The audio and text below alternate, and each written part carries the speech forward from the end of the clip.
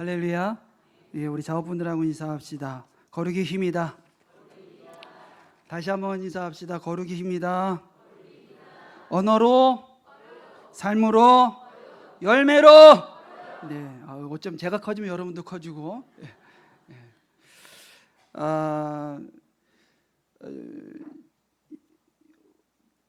집안에 가면 이제 옷장이 있잖아요. 이 옷장 안에 보면 아마 모든 옷이 다 똑같이 느껴지지는 않을 것 같아요. 저도 이제 옷장에 보면 특별히 이렇게 좀 마음이 가는 옷이 하나 있어요. 그 옷 중에 제가 입은 그 검정색 바지가 정장 바지가 하나 있는데 왠지 그건 되게 좋아요. 그래서 그 바지를 제가 90kg 나갈 때 그걸 사서 그 바지 안 믿겨지는 게 있겠지만 예전에 90kg까지 나갔었어요. 그래서 그때 이제 누가 선물을 해줘서 그걸 바지를 사서 입었는데 너무 그게 바지가 이런 원단이라든 이런 게 너무 좋아서 살이 지금 이렇게 빠진 상태에서 그걸 다시 재단을 해서 이쁘게 이렇게 다시 이렇게 리폼을 해서 입어요. 근데 그 바지를 되게 좋아해요, 저는. 근데 지난 주에 이제 장례가 있었잖아요. 그래서 장례가 제가 그 바지를 장례식 때 검정색 정장 바지다 보니까 장례식 때 자주 입고 가게 되는데 지난주에 이제 장례식이 있어서 우리 이제 장례식에 참석했다가 제가 이제 사회를 보고 이제 장례식 참석해서 사회를 마지막 이제 발인 예배 때인데 발인 예배 때 사회를 보고 이제 다음 이제 한강수 집사님이 기도해 가지고 이제 예배를 위해서 우리 한강수 집사님이 기도하시겠습니다. 그래서 한강수 집사님이 일어나시고 저는 이제 바닥에 앉는데 갑자기 바칙 하는 거예요. 설마 빠칙 하는데 그리고 이제 어떻게 됐든 7시에 발인이고 그리고 예배는 6시 50분에 끝났어요. 그러니까 10분의 여유가 있어요. 그리고 이제 예배 끝나자마자 10분의 인터벌 그 사이에 얼른 이제 확인을 해봤더니 밑에가 이미 엉덩이 쪽이 이미 시원하게 막 이렇게 바람이 송송 들어. 야, 그리고 이제 어떻게 해요? 그래서 빨리 이제 아내한테 얘기해놓고 10분의 여유 동안에 차려가지고 나가가지고 편의점을 가서 실과 바늘 반지꼬리를 샀는데 편의점 2군데를 다 갔는데 2군데 다 반지꼬리가 없는 거예요. 큰일 났어요. 장소는 장례식장이고 장지는 전라도까지 가야 되는 것이고 지금 바지는 뜯어졌고 근데 이게 바지가 실밥이 뜯어지면서 이게 점점 더 커지는 거예요. 와, 그래서 이게 뭐 감당이 안 되는 거예요. 이걸 그러면 가야 되나 말아야 되나 막 고민하다가 2번째 들렸던 편의점에 보니까 청테이프가 있더라고요. 왜 그 청테이프가 내 눈에 들어왔는지 모르지만 일단은 그 청테이프를 샀어요. 그리고 들어오면서 목사님한테 전화가 옵니다. 어디야? 네, 주차장입니다. 빨리 출발 시간 다 돼서 빨리 올라와 그랬어요. 네 하는데 이미 바지를 어떻게 할까 그러다가 청테이프로 그거를 딱 붙여봤어요. 이야, 대한민국 청테이프 진짜 좋아요. 반으로 해결되지 않는 글 어떻게 만약에 꼬매면은 시간 내에 꼬맬 수도 없어요. 그러니까 이제 청테이프로 쫙 붙이고 그게 어떻게 좀 잘 마무리 짓고 탔어요. 그때 아내가 하는 소리가 그러는 거예요. 아내가 맨 뒤에 앉았더라고. 왜 맨 뒤에 앉았냐 그랬더니 실과 바늘을 가져오면 그 맨 뒤에 앉아서 그걸 꼬매주려고 그랬다는 거예요. 제가 이 사건을 통해서 깨달은 게 있습니다. 무엇을 깨달았을까요? 한국의 청테이프는 대단하다? 그게 아니라 아무리 좋아도 시간이 흐르면 낡을 수 있고 낡은 것은 다시 보수와 보완이 필요하다. 미리 보완과 보수가 하지 않으면 언제든지 이런 사고가 일어날 수 있다.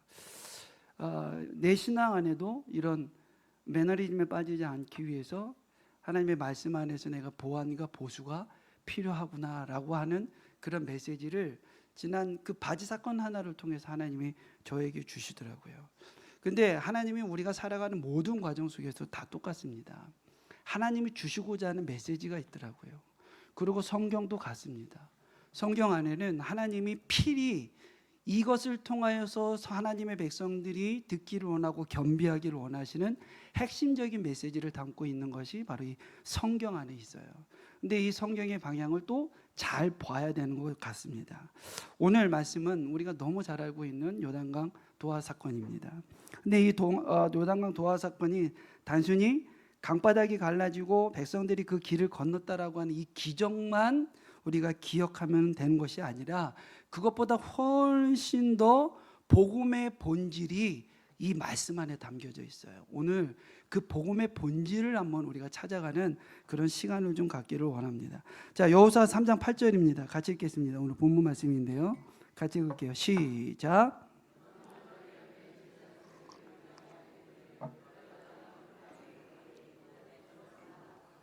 예, 여기서 가장 먼저 기억해야 될 것은 하나님께서 제사장들에게 명령하신 사건이에요. 제사장들에게 명령하신 사건, 그것이 무엇이에요? 들어가라예요. 들어가라. 그런데 이 제사장들은 하나님의 무엇을 맺습니까? 언약궤를 메고 들어가라는 거예요. 그러면 그 언약궤가 상징하는 것이 무엇일까요, 여러분? 언약궤는 1차적으로 그가 가지고 있는 것은 기적과 권능과 능력을 이 언약궤라고 하는 것이 상징을 하고 있어요. 그런데 그것보다 이 보편적인 것보다 더 중요한 핵심적으로 가지고 있는 더 큰 것은 바로 인간이 하나님 앞에 얼마나 패역한 존재를 설명하고 있는 것이 바로 이 언약궤입니다. 언약궤 안에 들어있는 것이 세 가지가 무엇이 들어있죠? 십계명의 두 돌판, 아론의 쌍난 지팡이, 만나와. 이것이 세 가지가 들어져 있어요.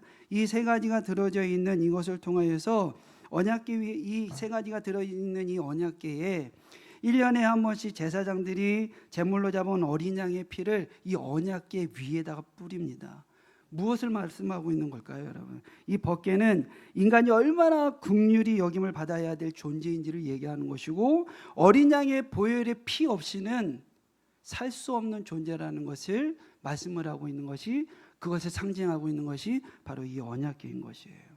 어린 양의 절대적인 피가 필요한 것이 바로 이 언약궤인 겁니다. 이 법궤가 지금 제사장들의 어깨에 메어져서 요단으로 들어가고 있어요. 그러면 이 요단으로 들어가고 있는 것이 상징하고 있는 것은 무엇이냐라는 것이죠. 우리가 너무 많은 설교를 통해서 이것이 상징하고 있는 것은 모두 다 너무 잘 알고 있습니다. 무엇을 상징합니까? 바로 예수 그리스도 어린 양의 죽음을 상징하고 있죠. 그래서 요한복음 1장 29절의 말씀에 보면 세례 요한이 세례를 받으러 오시는 예수님을 보면서 뭐라고 표현을 합니까? 보라, 세상 죄를 지고 가는 어린 양이로다, 이렇게 얘기를 하잖아요. 바로 이 언약궤가 상징하고 있는 것은, 언약궤가 요단강으로 들어가고 있는 것은 바로 이것을 상징하고 있는 겁니다. 세상 죄를 지고 가시는 하나님의 어린 양, 예수 그리스도 어린 양, 그 어린 양이신 예수 그리스도를 상징하고 있는 거예요. 그리고 죄 없으신 예수님이 요단강 속으로 들어가셔서 죽음을 상징하는 세례를 세례 요한에게 받지 않습니까? 본문에서도 그와 같은 것을 이야기를 하고 있는 거예요. 그래서 어린 양 되시는 어린 양이 상징하고 있는 그 법궤를 짊어지고 요단강 안으로 들어가는 것을 이야기를 하는 것입니다. 자, 여호수아 3장 10절입니다. 같이 읽겠습니다. 시작.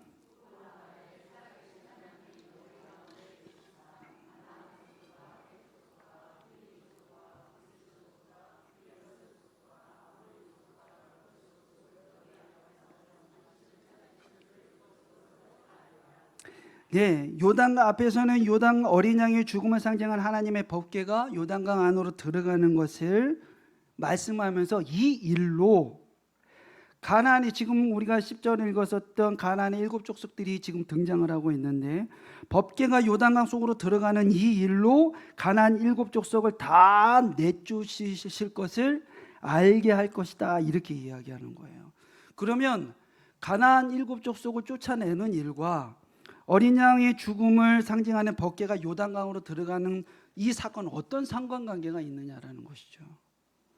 성경에는 이 두 가지 사건의 관계를 아주 중요하게 엮어서 하나의 설명으로 나타내는 것이 있는데, 그것이 무엇이냐면 이것으로써 알리라, 이거예요. 이것으로써 알리라. 자, 로마서 8장 32절입니다. 같이 읽겠습니다. 시작.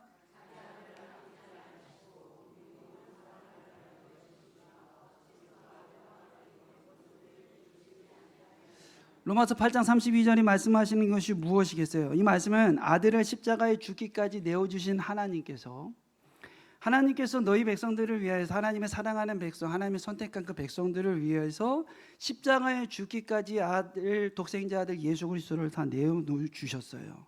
그런데 그 모든 그 아들을 내어주신 그분께서 다른 것조차 주지 못할 것이 무엇이 있겠느냐, 이 이야기를 하는 거예요. 어찌 그 아들과 함께 모든 것을 우리에게 주시지 아니하겠느냐라고 얘기하는 것입니다. 이 말씀이 무엇을 얘기하겠어요? 어린 양의 죽음으로 우리에게 베풀어 주시는 하나님의 간섭과 계획이 어린 양이 죽음을 상징하고는 요단강의 도화 사건으로 들어감으로 인해서 끝났다는 것을 얘기하는 걸까요? 아니에요. 하나님의 간섭과 계획, 우리 속에 있는 옛사람의 그림자, 우리가 가지고 있는 옛사람의 모습, 우리가 버려버리지 못하는 원주민까지도, 우리가 가지고 있는 옛사람의 모습까지도 하나님께서 그 구원의 완성을 할 때까지 하나님의 계획과 하나님의 간섭하심을 쉬지 아니하시고 계속해서 이루시겠다라는 것을 말씀을 하고 있는 거예요. 이것이 바로 로마서 8장 32절의 말씀인 것입니다.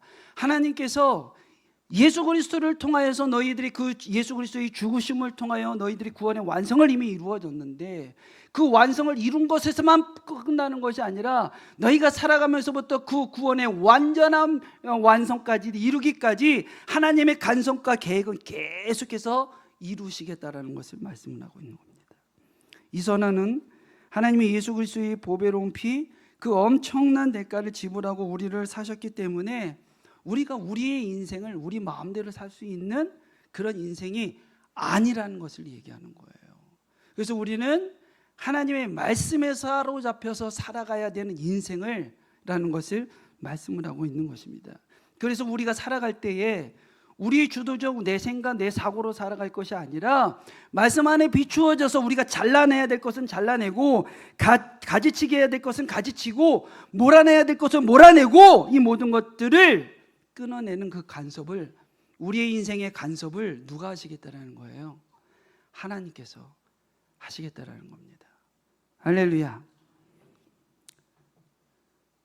가나안 원주민들을 내주시겠다는 말씀은 구속의 은혜뿐만이 아니라 그 구원의 완성까지도 우리를 향해서 하나님의 그 열심, 하나님의 그 집념, 하나님의 그 계획, 하나님의 그 의지, 하나님의 그 고집, 하나님의 그 영원성으로 우리에게 계속해서 하시겠다라고 하는 이 복음의 선포를 말씀을 하고 있는 것이에요. 그러면 이것을 통해서 하나님께서 그들이 알기를 원하시는 것이 무엇일까요? 요단강의 도화 사건, 그리고 일곱 족속들을 다 쫓아내는 사건을 통해서 하나님이 그들에게 정말 알기를 원하시는 것, 그들이 이 사건들을 통해서 정말 알기를 원하는 것이 무엇이냐라는 거예요. 그것이 바로 여호수아 3장 7절에 기록이 되어져 있습니다. 같이 읽겠습니다. 시작.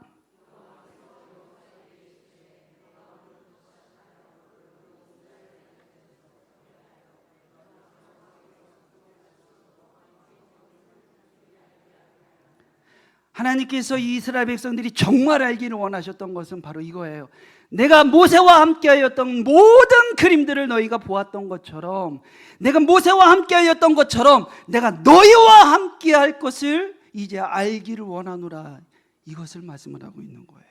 더 이상 억압 속에서 살아가고 있는 노예의 인생의 삶이 아니라, 정죄와 사망 속에서 살아가고 있는 죽음의 패망 속에서 살아가는 그런 인생이 아니라, 이 자유와 회복의 구속과 구원의 역사를 이루시는 하나님의 그 놀라우신 축복과 계획과 은혜 속에 살아갈 것을, 내가 그런 구원의 완성을 이루시는 여호와 하나님이 모세와 함께하였던 것처럼 너희와 함께하는 것, 이것을 너희가 알기를 원하노라. 하나님이 이 메시지를 이스라엘 백성들에게 이야기하고 있는 것입니다. 그러면 하나님이 그 메시지를 들은 이스라엘 백성들에게 요구하시는 것이 있을까요, 없을까요? 있습니다. 그러면 하나님께서 너희와 함께하는, 나와 함께하는, 내가 너희와 함께할 터인데, 그리고 너희들의 앞에 있는 가나안의 일곱 족속들을 다 몰아낼 것인데, 그 모든 것들을 하고 나서 그들에게 요구하시는 것은 바로 그 모든 것들을 하나님이 다 하시겠다라고 하는 그 믿음을 갖는 거예요. 너희를 위하여서 이 모든 일들을 내가 하겠다라고 하는 하나님의 일하심을 믿는 믿음을 소유해야 되는 것이 바로 이스라엘 백성들이 해야 될 일들인 겁니다. 자, 여호수아 3장 11절부터 13절입니다. 같이 읽겠습니다. 시작. 보라, 온 땅에 주의 언약궤가 너희 앞에서 요단을 건너가나니 이제 이스라엘 지파 중에서 각 지파에 한 사람씩 12명을 택하라. 온 땅에 주 여호와의 궤를 맨 제사장들의 발바닥이 요단물을 밟고 멈추면 요단물 곧 그 위에서부터 흘러내리는 물이 끊어지고 한 곳에 쌓여 섰더라. 예. 대부분 이 본문을 해석을 하는 사람들이 이렇게 해석을 하시는 분들이 많아요. 저도 한때는 그렇게 또 이해를 했었고요. 하나님께서 다 해줄 수는 있는 분이지만 우리의 믿음을 시험하기 위해서 그 요단강가의 앞에 서고 그리고 제사장들의 발이 요단물에 잠길 때에 그들의 믿음을 보시고 요단강을 갈라주셨다, 이렇게 해석하는 경향이 많습니다. 그런데 본문을 통해서 하나님께서 말씀하시기를 원하시는 것은 인간의 행위나 믿음에 초점이 있는 것이 아니에요. 이 사건은 철저하게 우리가 바라봐야 될 이 사건의 핵심적인 것은 구속사적으로 바라봐야 되는 것입니다. 그래서 구속사건적으로 이해를 해야 되는데 물이 갈라지는 것을 성경이 어떻게 표현했는지 한번 봅시다. 자, 여호수아 3장 16절입니다. 같이 읽을게요. 여호수아 3장 16절입니다. 시작.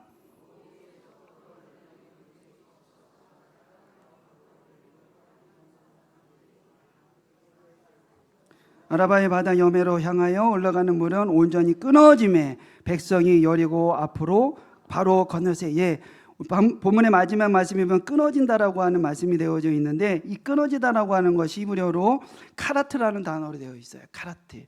카라트는 어떤 뜻을 가지고 있냐면 원래 그 뜻은 자르다, 베다 뭐 이런 뜻을 가지고 있어요. 자르다, 베다라고 하는 뜻을 가지고 있는데, 그런데 이런 뜻을 나타내기 위해서 이 카라트를 쓰는 것이 아니라 이 용어가 쓰이는 용어의 용도가 있어요. 이 카라트가 쓰이는 용도, 그것은 언제 쓰이냐면 딱 한 가지의 용도로만 쓰이는데, 카라트는 하나님과 인간 사이의 구속적 차원에서 언약을 맺을 때 이 카라트라고 하는 단어를 쓰는 겁니다. 본문 16절에 나오는 요단강의 그 주변에 있는 성읍들에 대해서 나오는 거거든요. 그러면 여기서 16절에 나오는 이 사르다는 여리고에서부터 북쪽으로 20km 정도 떨어져 있는 곳이에요. 그리고 아단 성읍이라고 하는 것은 그 사르단에서부터 북쪽으로 25km가 떨어져 있는 것입니다. 그러니까 요단강이 갈라져 이스라엘 백성들이 건너려야 하는 지점에서부터 이 여리고에서부터 무려 몇 킬로가 지금 떨어져 있는 곳에서부터 물이 차단이 되어 있는 거예요. 25km서부터 이미 막혀져 있는 것입니다. 25km 전서부터 막혀져 있어서 그것에서부터 이들이 건너가는 그 길을 하나님이 열어주신 거예요. 무슨 말씀을 하고 있는 것입니까? 하나님께서 하나님께로 가는 그 통로를 막고 있는 모든 것들을 끊으시고 하나님께 갈 수 있는 그 길을 열어주시겠다라고 하는 그 약속을 하시는 것이 바로 이 카라트, 끊었다라고 하는 것을 나타내고 있는 것이에요. 그러면 아마 우리가 생각해 봅시다, 여러분. 요단강이 제사장들의 발이 물속에 잠길 때 갈라졌을까요? 언제 갈라졌습니까? 성경에는 그렇게 되어져 있어요. 마치 요단강이 제사장들의 발이 물속에 잠길 때에 갈라졌던 것처럼 보입니다. 그 이유 때문에 요단강이 갈라진 것처럼 보이지만 그것이 아니라 사실은 제사장들의 어깨에 무엇이 메어져 있어요? 법궤가 메어져 있습니다. 그 법궤가 메어 있었기 때문에 갈라진 것이에요. 앞에서 말씀드린 대로 법궤는 예수 그리스도의 죽음을 상징하고 있는 겁니다. 바로 예수 그리스도의 죽음이 요단강에 들어가는 사건이 바로 요단강을 가르는 거예요. 요단이나 홍해가 전부 우리에게는 어떤 존재로 다가올까요, 여러분? 인간의 불가능한, 넘을 수 없는 불가능성을 이야기하고 상징하고 있는 것이 바로 이 요단과 홍해인 것이에요. 근데 그것은 넘는 것입니다. 그런데 이 요단강이 예수 그리스도의 죽음의 사인을 통해서 갈라지는 것이에요. 바로 이 카라트, 즉 하나님의 언약이 바로 이곳에서 성취되어지는 것입니다. 다시 말해서 제사장들이 요단물에 발을 내디뎠다는 사실이 근거가 되어져 요단을 갈라진 것이 아니라 어린 양의 죽음을 상징하고 있는 하나님의 법궤가 요단에 들어갈 때에 그 요단강이 갈라지고 끊어진 것이에요. 여러분, 그것은 우리 인생에 불가능한 일들에 대해서 예수 그리스도와 함께 들어간다면 우리 안에 있는 사망과 어둠과 죽음의 모든 그늘들이 하나님 끊으시겠다라고 하는 하나님의 약속을 말씀을 하고 있는 겁니다. 그 말씀 안에 들어가는 저와 여러분들이 되어지기를 주의 이름으로 축원합니다. 요단강이 끊어지자 그 앞에 무엇이 열립니까, 여러분? 요단강이 끊어지면 새로운 살 길이 열리는 것이에요. 그래서 예수님께서 그 요단강을 통해서 넘어가는 것, 예수 그리스도의 죽음을 통해서 넘어갈 때에 이런 얘기를 하는 겁니다. 내가 곧 길이요 진리요 생명이니 나로 말미암지 않고는 아버지께로 올 자가 있다 없다. 하나님께로 새로운 그 길로 갈 자가 있다 없다? 없다, 이렇게 얘기합니다. 따라서 이 사건이 가져다주는 가장 중요한 것은, 우리가 주목해서 바라봐야 될 것은 제사장의 발이 요단에 닿는 것을 바라보는 것이 아니라 우리가 주목해서 바라봐야 될 것은 법궤예요. 법궤. 할렐루야. 우리가 이것을 바라봐야지만이 우리의 삶의 신앙이 흐트러지지 않습니다. 하나님이 모든 일을 이루셨다라는 것. 신앙생활을 오래 했는데 여전히 우리 안에 득도의 수준에 머무는, 율법적 차원의 신앙에 머무는 신앙생활을 하는 분들이 참 많은 것 같아요. 우리가 바라봐야 될 것은 행위가 아니고 행동이 아니라 오직 법궤를 바라봐야 되는데 우리의 행동적 모습을 바라볼 때가 많이 있습니다. 여러분, 신앙 좋은 사람들을, 어떤 사람들을 신앙생활 잘한다고 보십니까? 새벽기도 열심히 하고 주일 예배 열심히 드리고 헌금 안 떼먹고 11조 잘하는 이런 모습이 참 신앙생활일까요, 여러분? 이런 사람들이 잘 빠지는 것이 무엇인지 아실까요? 나는 잘하고 있는데요. 나는 잘하고 있는데. 예배 잘 드리고 헌금 생활 잘하고 새벽 예배 잘하고 하지 말라는 소리가 아닙니다. 그런데 우리가 쉽게 빠질 수 있는 오류가 그런 거예요. 나는 잘하고 있는데, 적어도 나는 지금 예배 헌금은 잘 드리고 있는데. 여러분, 혹시 이런 거 느끼신 적 없어요? 여기 계신 분들이 만약에 제가 오늘 예배에 대해서 설교를 한다 그러면 이제 예배를 안 드리면 하나님의 역사들을 우리가 하나님이 책임지지 않습니다. 예배를 드려야 되는데 왜 성도님들 왜 예배를 안 드리십니까? 어떤 느낌 들어요? 어떤 성도님들은 그런 얘기를 하더라고요. 이런 설교를 들을 때마다 그런 생각이 드는데, 나 오늘 예배 나왔는데 왜 예배 때문에 야단 맞는지 잘 모르겠다고. 예배 때문에 야단 맞는 건 내가 맞을 게 아니라 여기 안 나온 사람들, 그 사람들이 들어야 되는데 그 사람들이 야단 맞아야 될 이야기지 왜 예배 나온 내가 야단을 맞는지 모르겠다고. 이런 생각 안 드십니까? 그런 생각 들어본 적 없으세요? 없어요? 지난주에 저희가 저희 정규 수련회 때문에 답사를 갔다가 왔어요. 답사를 갔다가 내려오는데 서정이라는 데를 이제 그 답사를 갔다가 우리 수련회 장소에서 경유해서 돌아와야 될 장소 하나 더 있어가지고 거기는 이제 경유해서 오느냐고 서정이라는 데서 이렇게 내려오다가 내려오는 그 길목에 보니까 담임 목사님 그 맨날 설교하실 때 어린 시절 어부의 아들로 그 설교하셨던 그분 그 집이 그 앞으로 지나가는 거예요. 그래서 이제 답사 가셨던 분들하고 같이 그 앞에 사진을 찍었어요. 보세요. 사진 한번 띄워주세요. 네. 자, 저기 있는 사람들 어떤 사람 잘 보세요. 근데 전날 어떤 일이 있었냐면 이제 저 집을 가기 위해서 목사님 사택을 가기 위해서 지나가다가 지나는데 저 집을 지나친 거예요. 여긴데 그러고 지나쳐서 그 뒤에 주차장이 큰 넓은 주차장이 있어. 거기다 차를 딱 세워놓고 이제 집입니다. 이제 그랬더니 이제 송 장로님께서 또 이게 우리 장로님이 또 이 해병대 그 아직까지도 그 젊은 패기가 아직 남아 있어요.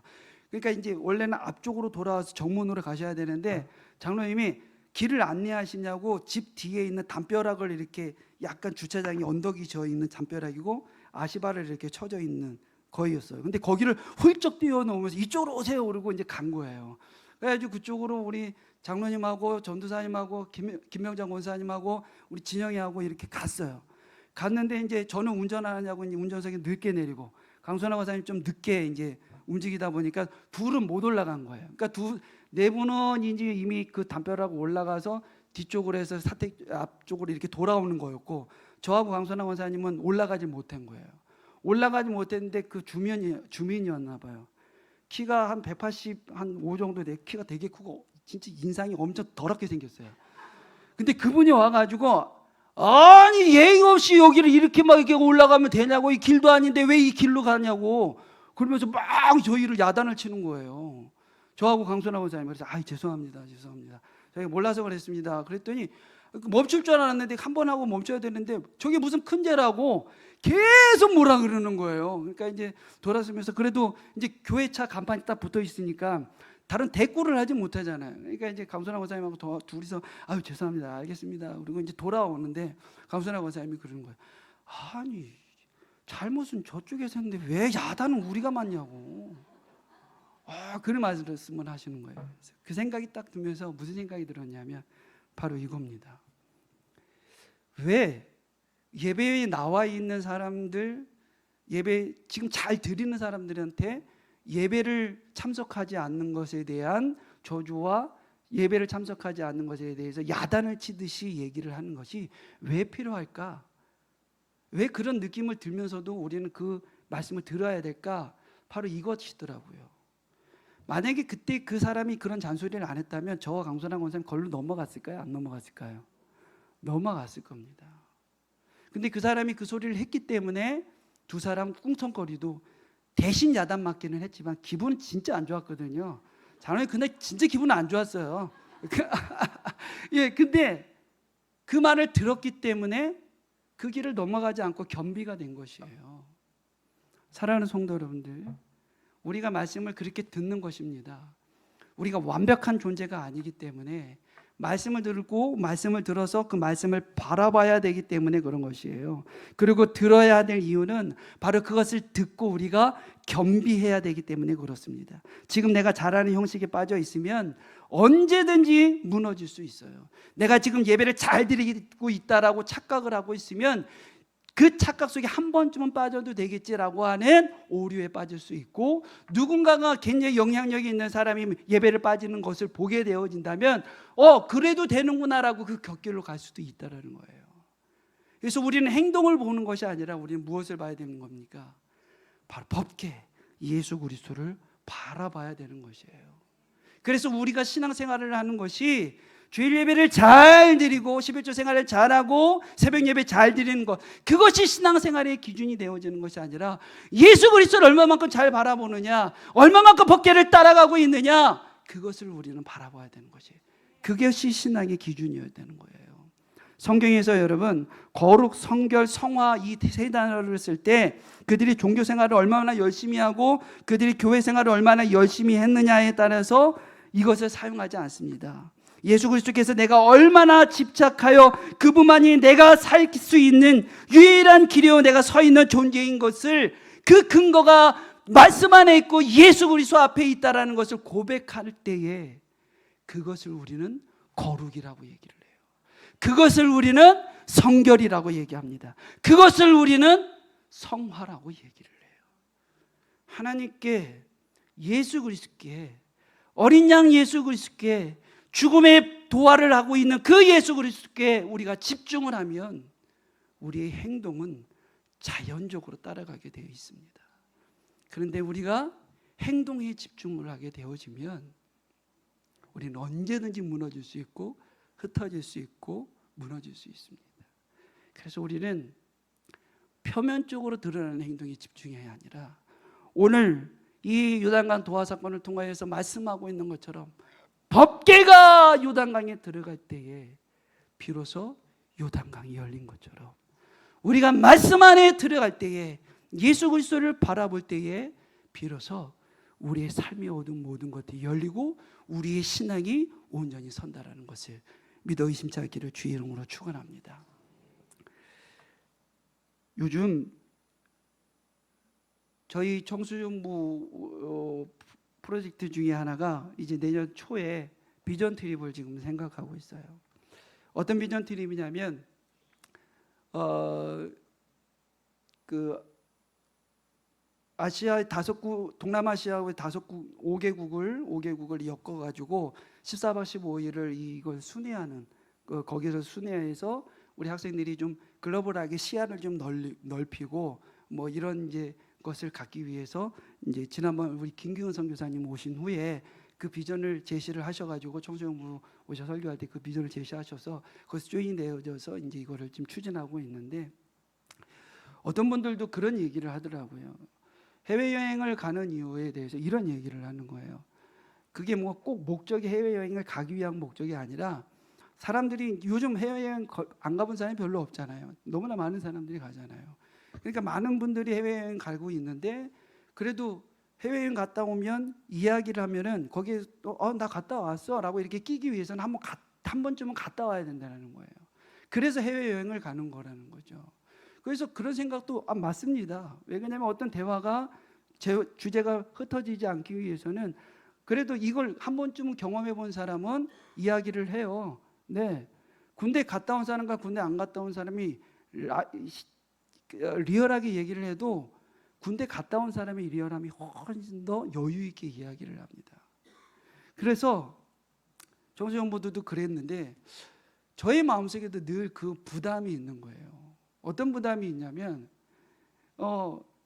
우리 청소년부 아이들도 그렇게 글로벌하게 시야도 넓혀주고 한번 경험을 시켜주고 싶었는데, 이제 아내한테 한 번도 해외여행을 한번 시켜본 적이 없는 거예요. 그러니까 저는 이제 전사역제에서 이제 담임 목사님이 일본 선교를 하시느냐고, 이제 저는 일본을 이제 2번을 갔다 왔어요. 근데 늘 마음속에 좀 무거움이 있는 것이, 아내한테 그 해외여행을 한번, 외국에 한번 나가보지 못하고 국내에서 벗어나지 못한, 여권을 벌써 갱신을 2번 받았는데 한 번도 써본 적이 없는, 뭐 그런 것이 늘 이렇게 무거움이 좀 있었어요. 그래서 이제 뭐 이런 얘기 저런 얘기 하다가 어느 날 아내가 그런 얘기를 하는 거예요. 이제 아내가 한 번도 이렇게 해외여행 한 번도 안 했다고 뭐 그런 얘기를 하며, 어머 한 번도 안 하셨어요? 다들 많이들 가시는데 어떻게 한 번도 안 하셨네요? 그 얘기를 이제 듣고 나서였던 것 같아요. 근데 아내가 그런 얘기를 하는 거예요. 다시는 이제 그런 얘기 안 했으면 좋겠다는 거예요. 해외여행 갔는지 안 갔는지, 안 갔다는 얘기를 안 했으면 좋겠대요. 그러면서 아내가, 제가 이제 그 무거움, 그 미안함, 그 남편으로서 해주지 못함, 뭐 이런 무거움을 좀 갖고 있어서 그런지 아내가 그런 얘기를 합니다. 우리가 해외여행을 못 간 것, 안 간 것, 물론 뭐 물질적인 것도 그렇고, 또 부교육자로서 우리가 생활을 하다 보니까, 부교육자가 뭐 이렇게 뭐 연차를 내고 월차를 내고 이런 게 없으니까 그걸 내서 뭐 이렇게 자기 시간을 가지면서 해외여행 갈 수 있는 그런 여건이 없으니까 못 간 것도 있어요.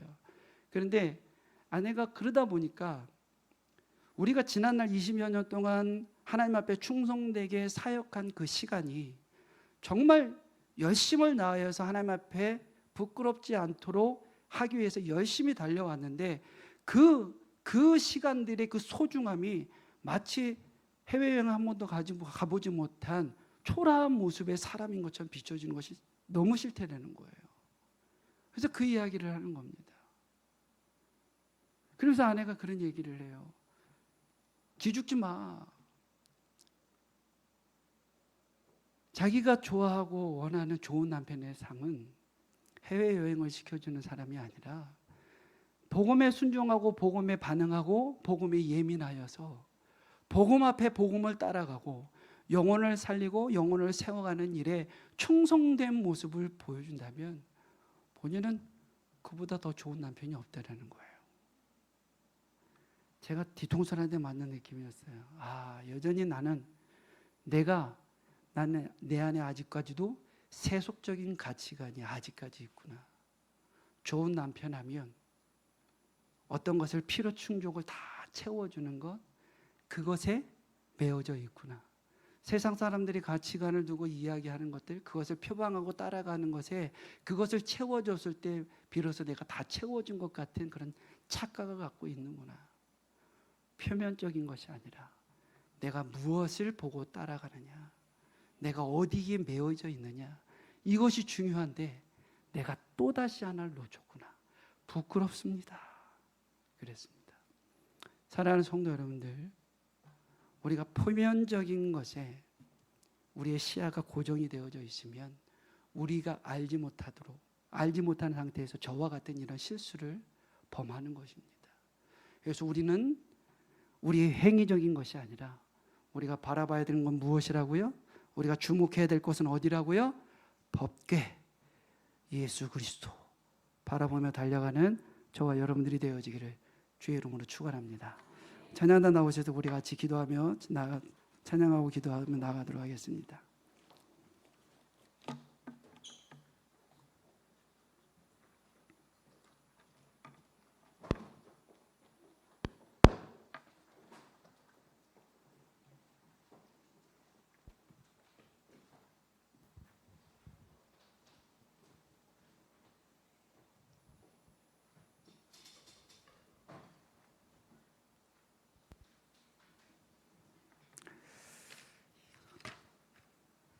찬양의 가사에 보면 이렇게 기록이 되어 있습니다. 내게 허락하신 시련을 통해서 나는 믿음이